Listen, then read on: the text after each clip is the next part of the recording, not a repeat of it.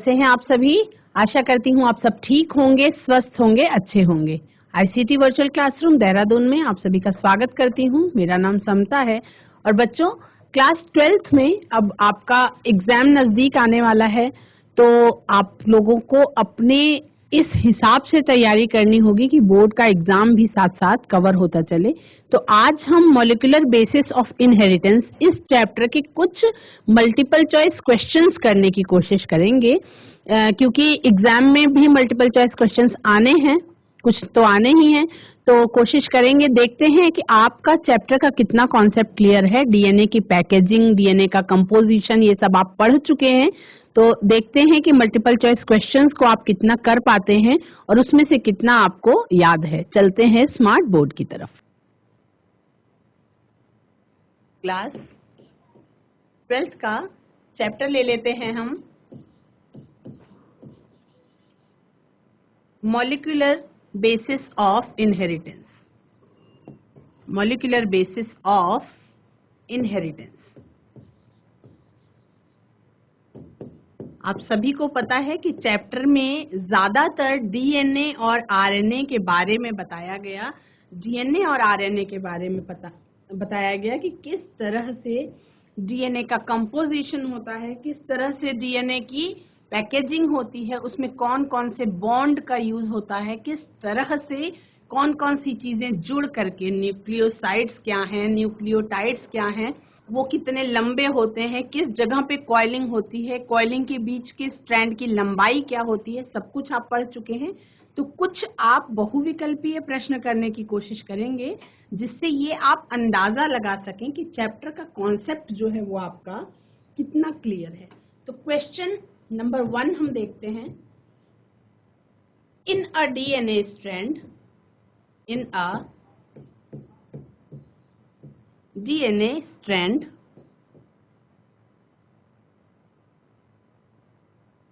the nucleotides are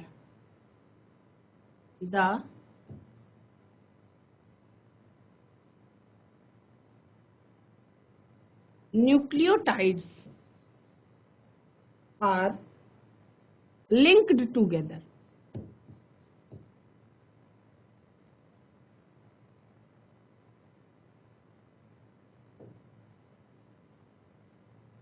आप सबको पता है कि जो डीएनए होता है वो एक मल्टी न्यूक्लियोटाइड्स की चेन होती है। न्यूक्लियोटाइड्स, बहुत सारे न्यूक्लियोटाइड्स मिल करके क्या बनाते हैं, डीएनए का स्ट्रैंड बनाते हैं। तो वो जो न्यूक्लियोटाइड्स एक दूसरे से आपस में जुड़े हुए होते हैं, किसी बॉन्ड के थ्रू जुड़े हुए होते हैं, तो उसके बारे में आपसे ये क्वेश्चन में पूछ रहा है कि कौन से बॉन्ड के द्वारा ये जुड़े हुए होते हैं। तो ऑप्शन नंबर आपको ए दे रहा है, ये glycosidic bonds. Glycosidic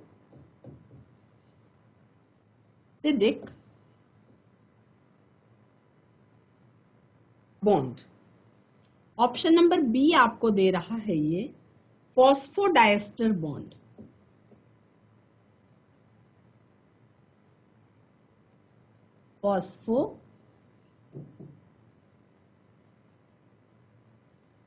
diester bond. Option number C दे रहा है आपको ये पेप्टाइड बॉन्ड्स।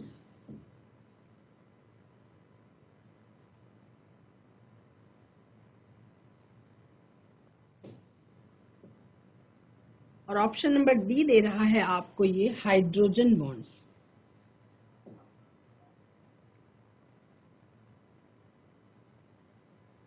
Hydrogen bond. अब जब ये क्वेश्चन आपके सामने आया तो आपको तुरंत उस संरचना पे जाके उसको रिकॉल करना है। क्या करना है आपको रिकॉल करना है उस संरचना को जिसमें आपने डीएनए का न्यूक्लियोटाइड के बारे में पढ़ा था। किस तरह से शुगर, किस तरह से आपका नाइट्रोजनस बेस अटैच था, किस तरह से फॉस्फेट ग्रुप उसमें अटैच था और उसमें कौन कौन से बॉन्ड जो है वो लगे हुए थे। तो आपने देखा था कि एक स्ट्रैंड जो आपका डीएनए का एक स्ट्रैंड था, उस स्ट्रैंड से दूसरे स्ट्रैंड के बीच में नाइट्रोजनस बॉन्ड के बीच में, नाइट्रोजनस बेस के बीच में जो बॉन्ड था वो कौन सा? हाइड्रोजन बॉन्ड था, जिसमें कहीं त्रिबंध था और कहीं पे द्विबंध था। तो नाइट्रोजनस बेस के बीच में नहीं जुड़े हुए न्यूक्लियोटाइड्स आपस में किस बॉन्ड के थ्रू लिंक हैं, ये आपसे पूछ रहा है। तो हाइड्रोजन बॉन्ड तो इसमें नहीं होगा, आपको इतना पता चल गया। अब 3 बॉन्ड्स हैं, पेप्टाइड बॉन्ड था ही नहीं डीएनए में, तो वो भी आपका गलत हो गया, यानी ऑप्शन नंबर सी और ऑप्शन नंबर डी तो नहीं है। अब ऑप्शन नंबर ए और बी में से आपको ये रिकॉल करना है, ध्यान करना है कि ग्लाइकोसिडिक बॉन्ड था या फॉस्फोडाइएस्टर बॉन्ड था। ये आपको ध्यान देना है कि ग्लाइकोसिडिक बॉन्ड था या फॉस्फोडाइएस्टर बॉन्ड था। तो अगर ध्यान करेंगे तो आपको ये चीज ध्यान आ जाएगी कि उसमें आपका कौन सा था? फॉस्फोडाइएस्टर बॉन्ड जो था वो न्यूक्लियोटाइड्स को आपस में लिंक करने का काम करता है। तो इसका जो आंसर हो गया आपका वो है ऑप्शन नंबर बी। ये जो है फॉस्फोडाइएस्टर बॉन्ड, ये आपका सही आंसर है। अब 3 बॉन्ड्स का यूज हुआ था, एक तो था ग्लाइकोसिडिक बॉन्ड, दूसरा था आपका फॉस्फोडाइएस्टर बॉन्ड और तीसरा था आपका हाइड्रोजन बॉन्ड। 2 नाइट्रोजनस बेस को जोड़ने वाला जो बॉन्ड था वो आपका हाइड्रोजन बॉन्ड था। जो आपका बीच में न्यूक्लियोटाइड्स को लिंक करने वाला बॉन्ड था वो आपका फॉस्फोडाइएस्टर बॉन्ड था, और शुगर को जो लिंक कर रहा था वो बॉन्ड था आपका ग्लाइकोसिडिक बॉन्ड। ठीक है, तो ये क्लियर हो गया आपका क्वेश्चन नंबर 1। 3 तरीके के बॉन्ड थे डीएनए के स्ट्रैंड में। पढ़ते समय ध्यान से पढ़ना चाहिए, और उसके बाद जब आप उसको ध्यान से पढ़ते हैं, एक बार क्लास में और एक बार खुद से सेल्फ स्टडी के थ्रू पढ़ते हैं, तो जब आप एग्जाम में कोई भी क्वेश्चन कर रहे हो, अब आपको जो भी पढ़ाई पढ़नी है, क्योंकि फरवरी का मंथ स्टार्ट हो गया है, मोस्ट प्रोबेबली आपका मार्च तक एग्जाम होना प्रपोज्ड है, कि हो सकता है मार्च के लास्ट तक एग्जाम हो जाए, फरवरी में प्रैक्टिकल्स वगैरह हो जाएं। तो अगर सब कुछ सही चलता रहा, परिस्थितियां ठीक रहीं, तो अगर एग्जाम हुआ तो आपको आगे की जो पढ़ाई करनी है, सिलेबस जितना कंप्लीट हो चुका है वो, और जो नहीं भी कंप्लीट हुआ उसको भी इस तरह से पढ़ना है, इस तरह से समझना है बच्चों, ताकि आपके बोर्ड के एग्जाम की तैयारी अब साथ साथ होती रहे। ठीक है, इसलिए मैंने आपको मल्टीपल चॉइस क्वेश्चंस इस चैप्टर से निकाल के करवा रही हूँ कि आपका उससे भी, क्योंकि मल्टीपल चॉइस क्वेश्चंस भी आएंगे, है ना। कहीं कहीं 1 नंबर के क्वेश्चन में भी, 1 नंबर का क्वेश्चन भी लगभग उसी जैसा होता है जैसा मल्टीपल चॉइस क्वेश्चन होता है। 1 नंबर में भी आपको 1 वर्ड आंसर करना होता है या 1 लाइन में ही आंसर करना होता है। तो जब आप एग्जाम दे रहे हैं, अब आपको मेंटली एकदम प्रिपेयर हो जाना चाहिए कि आपका जो है, अब आप क्या करने जा रहे हैं, बोर्ड के एग्जाम में बैठने जा रहे हैं, तैयारी करने जा रहे हैं। एक बार आपने हाई स्कूल का बोर्ड एग्जाम दिया हुआ है, तो आपको इतना तो पता है कि किस तरीके से स्ट्रिक्टनेस होती है, कैसे बैठाया जाता है, कैसे पेपर मिलता है। एक बार आपने हाई स्कूल का देखा हुआ है, लेकिन 12th का जो बोर्ड एग्जाम है उसके मायने ही एकदम अलग होते हैं।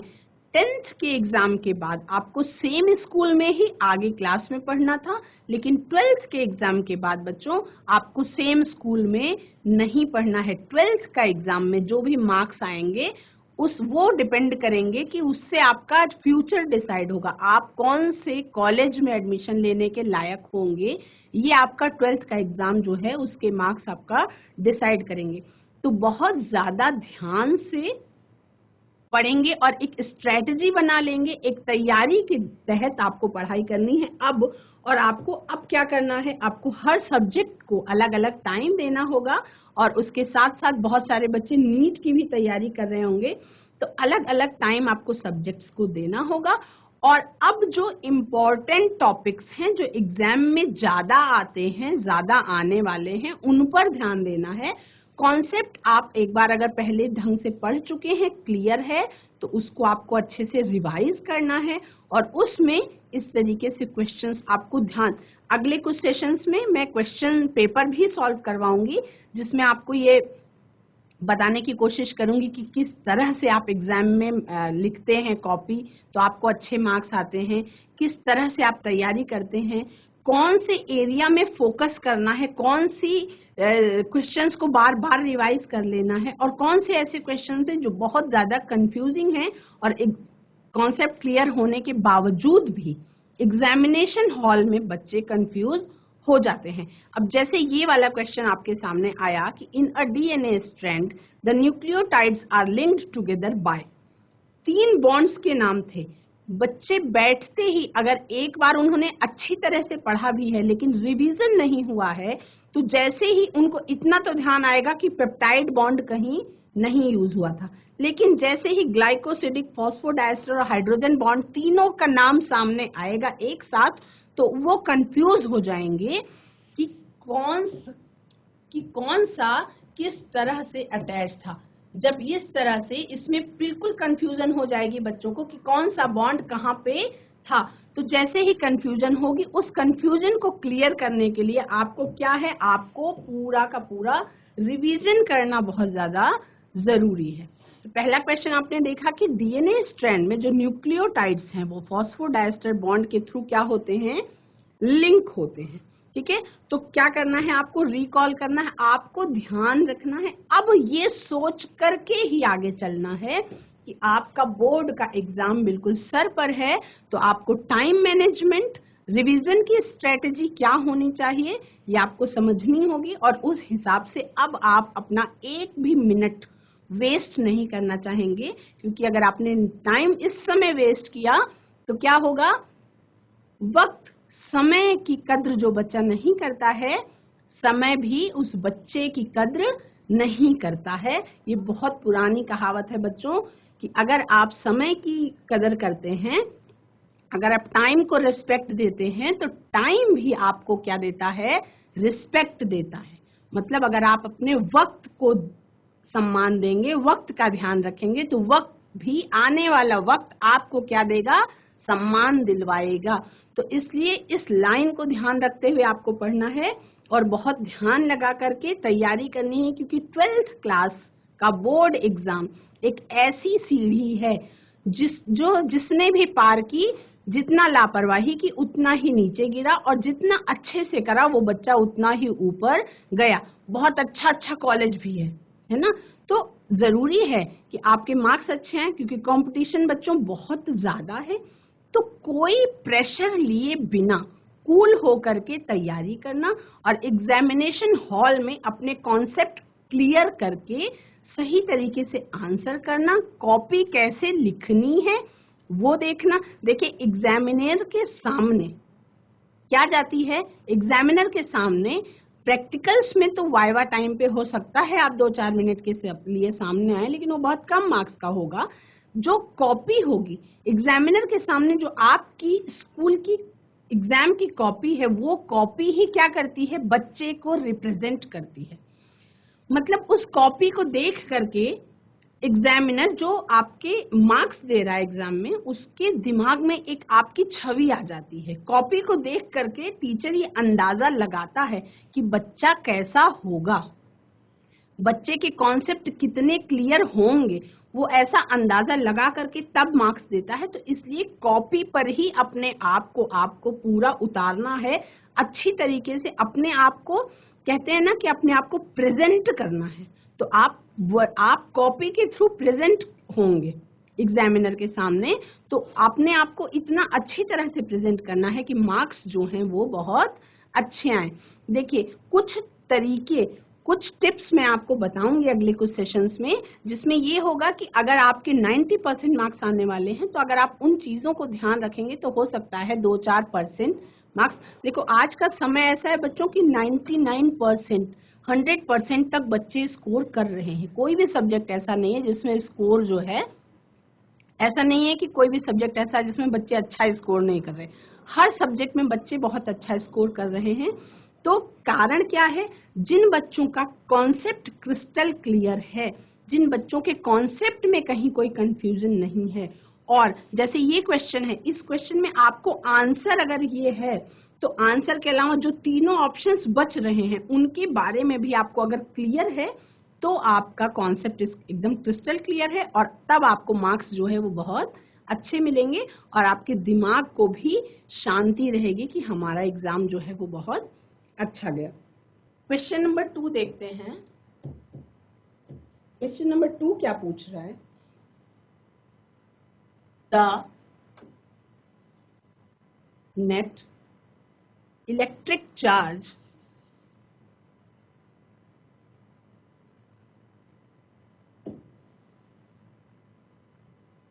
the net electric charge on DNA and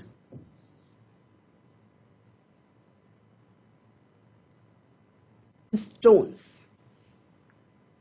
is, अब जिन बच्चों ने डीएनए की पैकेजिंग पढ़ी है, डीएनए का स्ट्रक्चर पढ़ा है, तो उन सबको पता है कि जो हिस्टोन्स का ऑक्टामर होता है उस पे डीएनए का जो स्ट्रैंड है वो क्या होता है, लिपटा हुआ होता है, यानी कि उसको घेरे हुए होता है और चार्ज होता है। हिस्टोन प्रोटीन्स पर भी कुछ चार्ज होता है और डीएनए के स्ट्रैंड पर भी कुछ चार्ज होता है। चार्जेस कैसे हो सकते हैं? पॉजिटिव हो सकते हैं या नेगेटिव हो सकते हैं। तो यही मैं कह रही हूँ कि कॉन्सेप्ट जिसका क्लियर होगा वो फटाक से आंसर करेगा। अगर ऑप्शन नंबर ए दिया जाता है बोथ पॉजिटिव, यानी कि ये ऑप्शन कह रहा है कि डीएनए के स्ट्रैंड पे भी और हिस्टोन्स प्रोटीन जो लगे होते हैं उन पे भी, दोनों पे पॉजिटिव चार्ज होता है।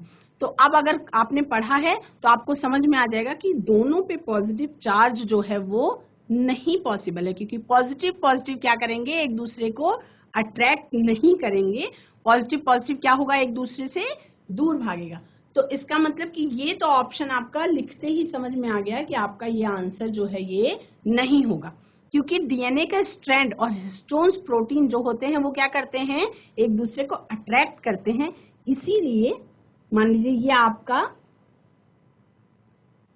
आपका हिस्टोन ऑक्टामर, इसके जस्ट पीछे कॉपी एक और है ना, इस तरह से पीछे की तरफ 2 और लगे होते हैं, यानी कि 1 2 3 4 5 6 7 8 मॉलिक्यूल्स अटैच होते हैं, इसलिए इसको क्या कहते हैं, हिस्टोन ऑक्टामर कहते हैं। और इस पे इस तरह से डीएनए का जो स्ट्रैंड है वो ऐसे अपने आप को लपेटे हुए रहता है ना, इस तरह से लपेटे हुए रहता है।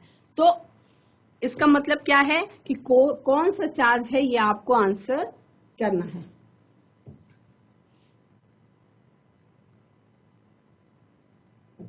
Both negative, option number C है आपका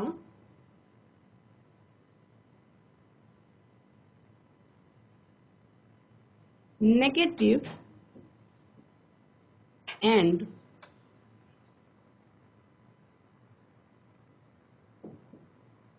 पॉजिटिव रेस्पेक्टिवली।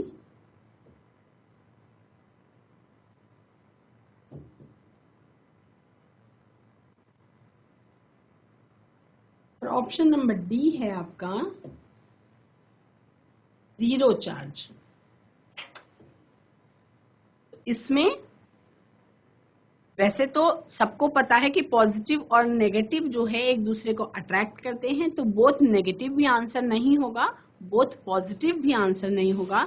0 चार्ज, अब जिन बच्चों ने नहीं पढ़ा है वो कंफ्यूज हो जाएंगे, लेकिन जिन्होंने पढ़ा है उनको पता रहे कि negative and positive charge respectively जो है वो होते हैं।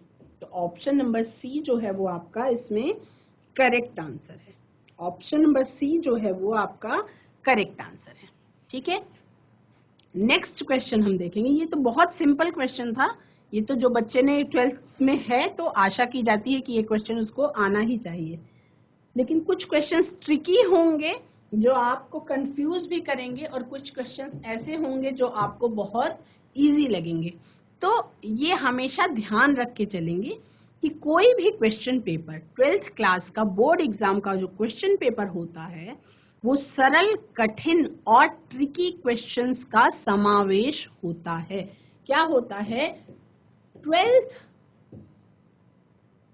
क्लास का जो बोर्ड का पेपर होता है, बोर्ड का पेपर, उसमें क्या क्या होता है? इजी, उसके बाद टफ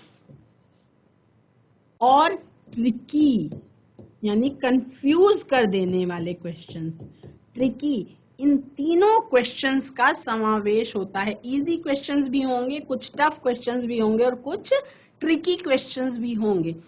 अगर बच्चे ने जब बच्चा इजी क्वेश्चंस को सॉल्व कर रहा होगा तो उसको लगेगा क्वेश्चन पेपर बड़ा इजी था, ठीक है। कुछ बच्चे टफ क्वेश्चंस को भी सॉल्व कर लेंगे क्योंकि पढ़ के जाएंगे, तो उनको लगेगा कि हाँ ये भी क्वेश्चन बड़ा इजी था।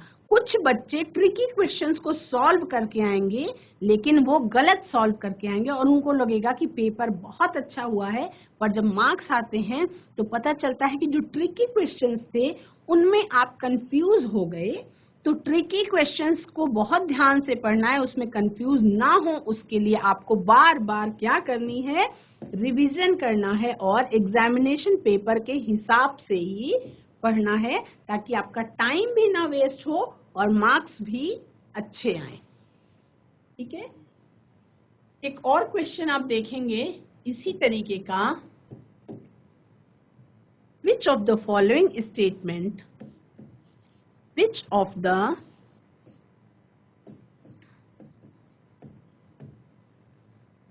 following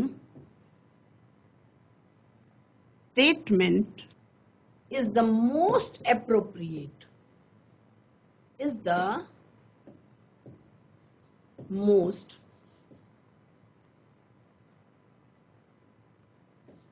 appropriate for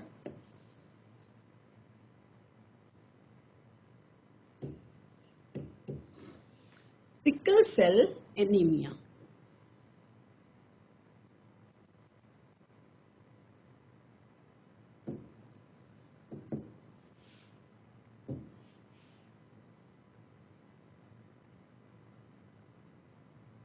sickle cell anaemia.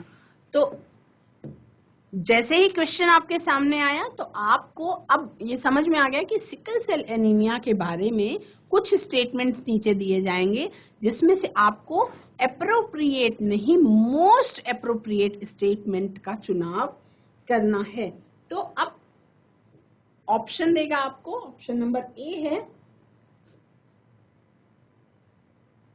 It cannot be treated with iron supplements, with iron supplements.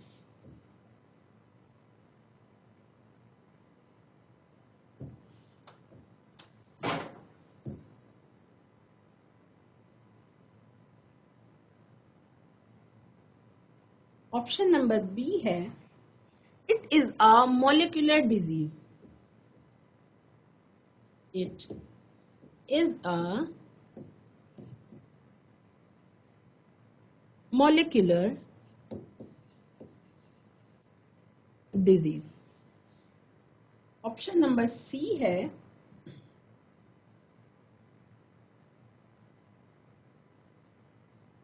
it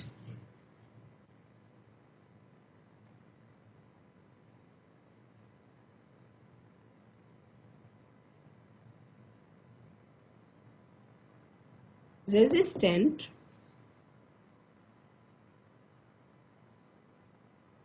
to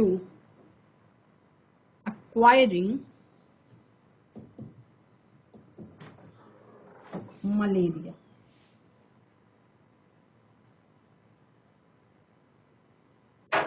और ऑप्शन नंबर डी है आपका ऑल ऑफ द एबव। तो इस क्वेश्चन में आपको केवल ये चेक करना है कि जो तीनों सेंटेंसेस दिए गए हैं क्या वो तीनों सेंटेंसेस सही हैं।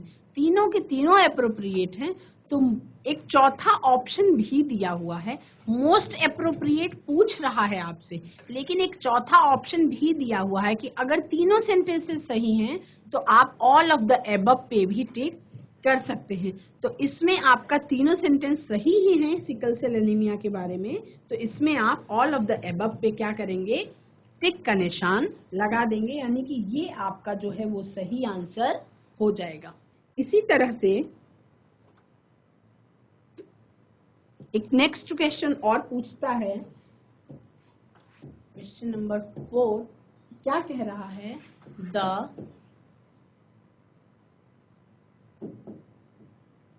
फर्स्ट genetic material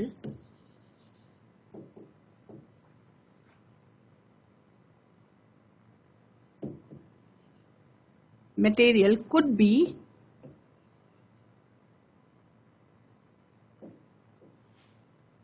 क्या हो सकता है, ऑप्शन नंबर ए देता है आपको प्रोटीन,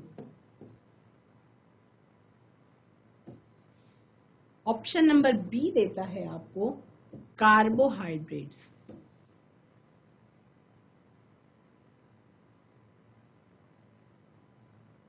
ऑप्शन नंबर सी देता है आपको डीएनए, और ऑप्शन नंबर डी देता है आपको आरएनए। तो इन चारों में से फर्स्ट जेनेटिक मटेरियल जो है वो क्या हो सकता है, प्रोटीन नहीं हो सकता, कार्बोहाइड्रेट्स नहीं हो सकता। बच्चे कंफ्यूज होंगे तो डीएनए और आरएनए में कंफ्यूज हो जाएंगे। तो डीएनए आप सबको पता है कि जेनेटिक मटेरियल है, लेकिन आरएनए भी जेनेटिक मटेरियल हो सकता है। तो इसमें आपका जो आंसर है वो हो जाएगा आपका आरएनए। ठीक है, अब जब इस तरीके से क्वेश्चंस आप कर रहे हैं, कुछ क्वेश्चंस ऐसे आएंगे जिनमें क्या होगा, आपको साइंटिस्ट के नाम पढ़ते समय ध्यान रखेंगे, क्योंकि ज्यादातर क्या होगा, जो साइंटिस्ट के नाम है वो आपके आएंगे सामने। तो साइंटिस्ट के नाम अगर आपको याद होंगे तभी आप इस क्वेश्चन को सॉल्व कर पाएंगे। Who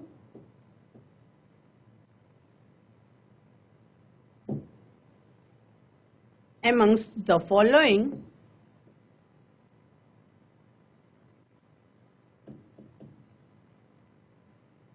scientists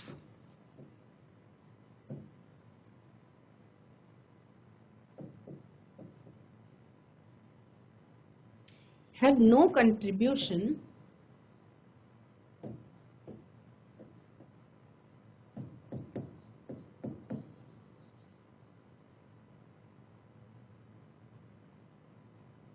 in the development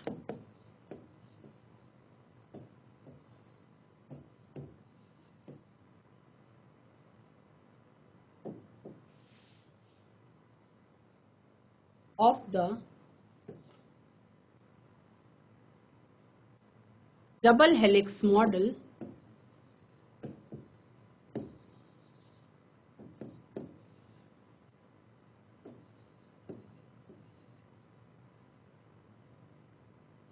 for the structure of DNA. For the structure of DNA.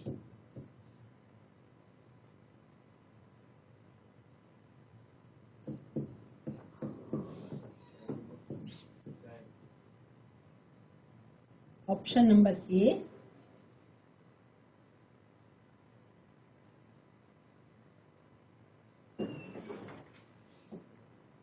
Rosalind Wilkins.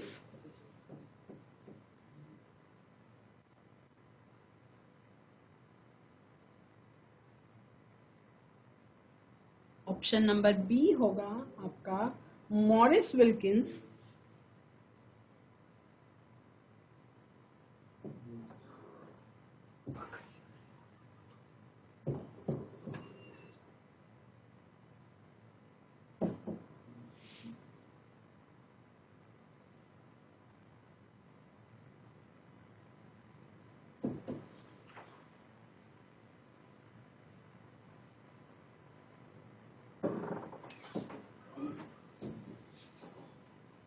Option number C होगा आपका।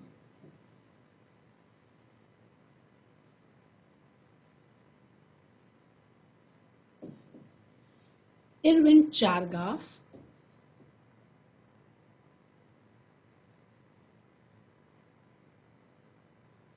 और ऑप्शन नंबर डी होगा आपका मिचेल्सन एंड स्टेल।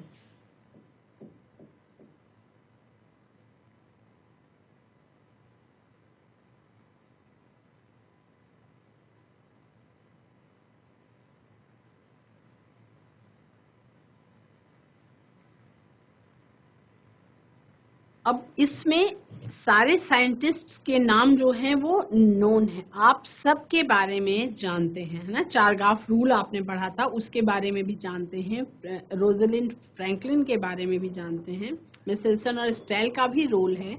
तो मॉरिस विल्किंस का जो है डीएनए के डबल हेलिक्स मॉडल स्ट्रक्चर जो था, उसकी खोज में या उसमें कहीं भी उनका इन साइंटिस्ट का कोई कंट्रीब्यूशन नहीं रहा। तो आपका जो आंसर है वो आपका मॉरिस विल्किंस जो है वो आपका सही आंसर इसमें होगा।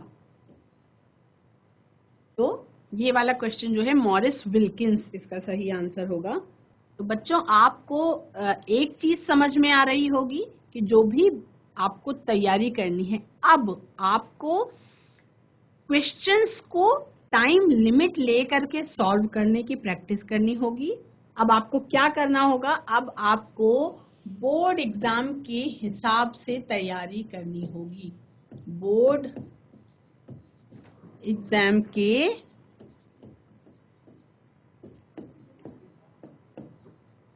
हिसाब से तैयारी करनी होगी। तैयारी करनी होगी। कौन कौन से तरीके के क्वेश्चंस आने हैं, कौन कौन से तरीके के क्वेश्चंस पूछे जाते हैं, ये आपको पूछे जाएंगे। कुछ बहुविकल्पीय प्रश्न, कुछ बहुविकल्पीय प्रश्न पूछे जाएंगे, कुछ आपके अति लघु उत्तरीय पूछे जाएंगे। अति लघु उत्तरीय लगभग आपके 1 नंबर के क्वेश्चंस होते हैं। कुछ आपके लघु उत्तरीय पूछे जाएंगे। लघु उत्तरीय आपके 2 नंबर के क्वेश्चंस हो सकते हैं, और आपके दीर्घ उत्तरीय प्रकार के प्रश्न पूछे जाएंगे। दीर्घ उत्तरीय प्रश्न भी पूछे जाएंगे। और सबसे इम्पोर्टेंट बात कि बायो के पेपर में आपको कुछ क्वेश्चंस ऐसे पूछे जाएंगे जिनमें क्लियर कट ये क्वेश्चन में लिखा होगा कि चित्र बनाकर उनमें लेवलिंग करके आंसर करिए, यानी कि कुछ लिख करके उसके बारे में चित्र भी बनाइए, और चित्र बना करके ABC जो भी है उसकी लेवलिंग करिए। जैसे मान लीजिए आपका, अगर आप एक एग्जाम्पल के तौर पे लेते हैं कि मान लीजिए आपको अगर किसी फूल का चित्र बनाया आपने, तो फूल में चित्र बनाने के बाद आप उसकी लेवलिंग भी करेंगे कि ये क्या है, ये क्या है, ये क्या है। ये आपका हो गया, कोई डायग्राम बनाया आपने और उसकी लेवलिंग किया। तो आपको बार बार क्या करना है, डायग्राम्स की प्रैक्टिस करनी है, और हड़बड़ी में कोई भी गड़बड़ी नहीं करनी है। क्वेश्चंस आएंगे आपके लिए, आपके सिलेबस के अंदर से ही आएंगे, लेकिन ऐसे होंगे कभी कभी लगेगा कि ये क्वेश्चंस आपने नहीं पढ़ा या आपके आउट ऑफ सिलेबस है। ऐसा नहीं होता है, होता सिलेबस में ही है। बस तरीके से स्ट्रेटजी के साथ अगर ना पढ़ा जाए तो क्वेश्चंस कभी कभी ऐसा लगता है कि वो सिलेबस से बाहर के हैं। कभी कभी क्या होता है कि एक बोर्ड जो है, जब एनसीईआरटी की ही किताबें चल रही हैं तो दूसरे बोर्ड से भी क्वेश्चन जो है वो देख लेते हैं और उसको क्वेश्चन पेपर में डाल देते हैं। तो आपको पुराने ईयर के क्वेश्चन पेपर्स क्या करने हैं, सॉल्व करने हैं। पुराने ईयर के क्वेश्चन पेपर सॉल्व करने हैं, बोर्ड एग्जाम के हिसाब से ही तैयारी करनी है। कुछ इस तरीके के क्वेश्चंस आएंगे और कुछ इस तरीके के क्वेश्चंस आएंगे, जैसे आपका लघु उत्तरीय प्रश्न, मान लीजिए 2 नंबर का क्वेश्चन है, 2 नंबर का प्रश्न यदि पूछा जाता है तो हो सकता है कि प्रश्न को कई भागों में तोड़ करके आपसे पूछ लिया जाए।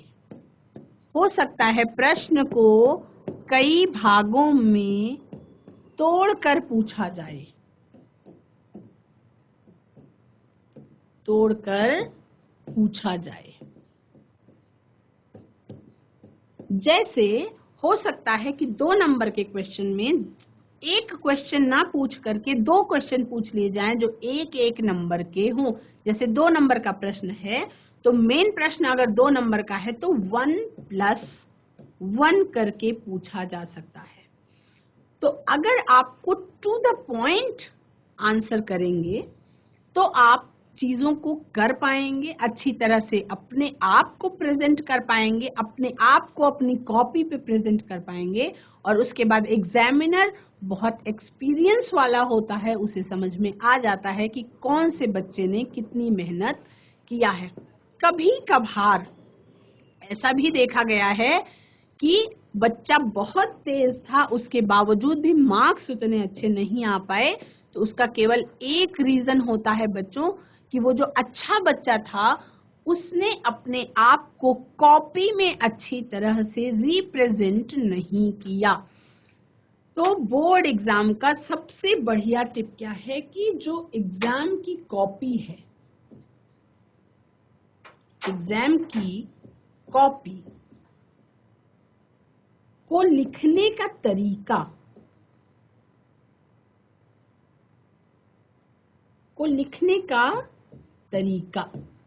एग्जाम की कॉपी को लिखने का तरीका जो है, कितने मार्क्स आपके आएंगे इसी पे डिपेंड करता है। तो साफ सुथरी, देखिए स्वच्छता हर किसी को पसंद होती है, तो अगर कॉपी साफ सुथरी हो, कॉपी कैसी हो, साफ सुथरी हो, क्या क्या हो, पहली चीज तो कॉपी साफ सुथरी होनी चाहिए, यानी आप सही तरीके से लेवलिंग करके question wise, answer wise proper तरीके से लिखेंगे। और उसके बाद आपकी जो हैंड राइटिंग है, हैंड राइटिंग भी कैसी होनी चाहिए, अच्छी होनी चाहिए। अब ये नहीं कह रही हूँ कि जिन बच्चों की हैंड राइटिंग खराब है वो हैंड राइटिंग की प्रैक्टिस करने लगो, ऐसा नहीं है। हो सकता है कि तेज लिखने के चक्कर में कुछ बच्चों की हैंड राइटिंग बहुत अच्छी ना हो, लेकिन आप क्या करेंगे, अगर हैंड राइटिंग बहुत अच्छी नहीं भी है तो भी थोड़ा सा साफ सुथरा लिखेंगे तो एटलीस्ट टीचर को पढ़ने में समझ में आना चाहिए कि आपने क्या लिखा है। जैसे ये हैंड राइटिंग अगर लिखी है, इसकी जगह पे अगर आप चाहें तो इस तरह से सुंदर, थोड़ा और अच्छा भी लिख सकते हैं, ताकि टीचर को समझ में आए कि हमने क्या लिखा है। दोनों में फर्क हो गया। केवल आप फोकस करेंगे लिखते समय कि आप क्या लिख रहे हैं और आपको अच्छे मार्क्स पाने के लिए आप लिख रहे हैं, तो आपकी हैंड राइटिंग ऑटोमेटिकली क्या होगी, अच्छी आएगी। तो ये चीजों का ध्यान रखेंगे, कुछ एग्जाम के हिसाब से अब तैयारी करेंगे। इम्पोर्टेंट क्वेश्चंस का एक लिस्ट बनाएंगे, अति लघु उत्तरीय एक जगह पे, लघु उत्तरीय एक जगह पे, दीर्घ उत्तरीय एक जगह पे, और मल्टीपल चॉइस क्वेश्चंस भी अलग अलग चैप्टर के हिसाब से। जैसा कि मैंने जब चैप्टर कराया तो चैप्टर के लास्ट में मैंने थोड़े थोड़े मल्टीपल चॉइस क्वेश्चंस भी कराए थे, तो उन सबको ध्यान में रख करके तैयारी करेंगे। स्ट्रेटजी के साथ आप एग्जाम में बैठेंगे तो आशा करती हूँ आप सभी बच्चों के मार्क्स जो है वो अच्छे आएंगे। बायो एक ऐसा सब्जेक्ट है जो केवल लगता है कि नहीं है, लेकिन हाँ वो स्कोरिंग सब्जेक्ट है, तो आप बायो में भी अच्छे मार्क्स स्कोर कर सकते। बच्चों, आज की क्लास में आप सभी ने कुछ बहुविकल्पीय प्रश्न किए, molecular basis of inheritance chapter से रिलेटेड। मैंने आपको कुछ टिप्स बताए कि एग्जाम में किस तरह से आपको कॉपी लिखनी है, किस तरह से अब 1 फरवरी है आज से आप लोगों को स्टार्ट करना है बोर्ड एग्जाम के हिसाब से स्ट्रेटजी लेके तैयारी करनी है और उसी तरह से तैयारी करनी है जिसमें आपके हैंड राइटिंग भी अच्छी होनी चाहिए, आपका कॉन्सेप्ट भी क्लियर होना चाहिए और सारी चीजें क्लियर होनी चाहिए। आज की क्लास में इतना ही, अगले कुछ सेशंस में हम और एग्जाम की तैयारी के हिसाब से बात करेंगे। That's all for today, have a nice day, take care.